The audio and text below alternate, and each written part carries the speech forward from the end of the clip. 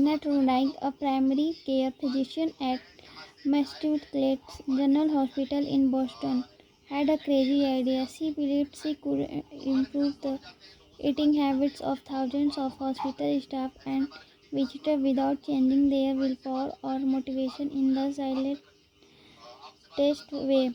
In fact, she didn't plan on talking to them at all. Trudike and her colleagues designed a 6-month study to alter the choice architecture of the hospital's cafeteria. They started by changing how drinks were arranged in the room. Originally, the refrigerator located next to the cash registers in the cafeteria were filled with only soda. The researchers add water as an option to each one. Additionally, they placed basket of bottled water next to the food stations throughout the room. Soda was still in the primary refrigerators, but water was now available at all drink locations. Over the next 3 months, the number of soda sales at the hospital dropped by 11.4%. Meanwhile, sales of bottled water increased by 25.8%. They made similar adjustments and saw similar results with the food in the cafeteria. Nobody had said a word to anyone eating there. People often choose products not because of what they are, but because of where they are. If I walk into the kitchen and see a plate of cookies on the counter, I will pick up half a dozen and start eating, even if hadn't been thinking about them beforehand and didn't necessarily feel hungry.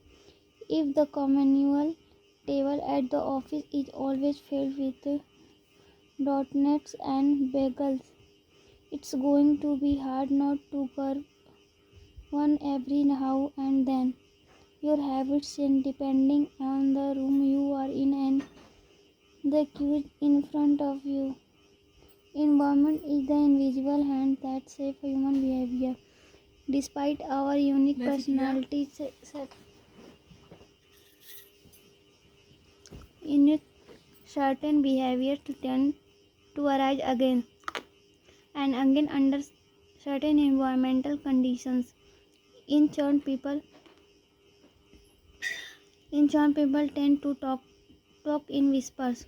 On a dark state, people act wary and guarded. In this way, the most common form of change is not internal but external. We are changed by the world around us. Every habit is context dependent. In 1936, psychologist Kurt Lewin wrote a simple equation that makes a powerful statement. Behavior is a function of the person in their environment. It didn't take long for Lewin equation to be tested in business. In 1952, the economist Hawkins Strain described a phenomenon he called suggestions impulse buying, which is a trigger when a shopper sees a product for the first time and visualizes a need for it. In other words, customers will occasionally buy products not because they want them, but because of how they are presented of them. For example, items at eye level tend to be purchased more than those down near the floor. For the reason you will find expensive brand name featured in a easy to reach location on store shelves because they drive the most profit, while cheaper alternatives are tucked away in harder to reach spots. The same goes for in scap, which are the units at the end of Alice in cap of are money making machine for retailers because they are obvious locations that encounter a lot of foot traffic. For example, 45% of Coca-Cola sales come specifically from end of the Asian racks. The more obviously available a product or service is, the more likely you are to try it. People drink with light because it is in very warm and visit Starbucks because it is on every corner. We like to think that we are in control if we choose water over soda. We assume it is because we wanted to do so. The truth, however, is that many of the action we take each day are shaped not by purposeful drive and choice but by the most obvious option. Every living being has its own method for sensing and understanding the world. Eagles have remarkable long distance vision. Snakes can smell by tasting the air with their highly sensitive tongues.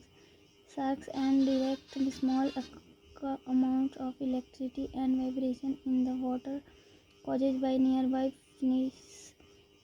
Even bacteria have semicircular like tiny sensory cells that allow them to detect toxic chemicals in their environment.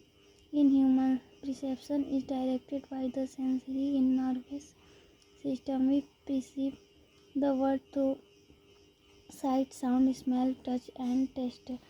But we also have other ways of sensing stimuli. Some are conscious, but many are non-conscious.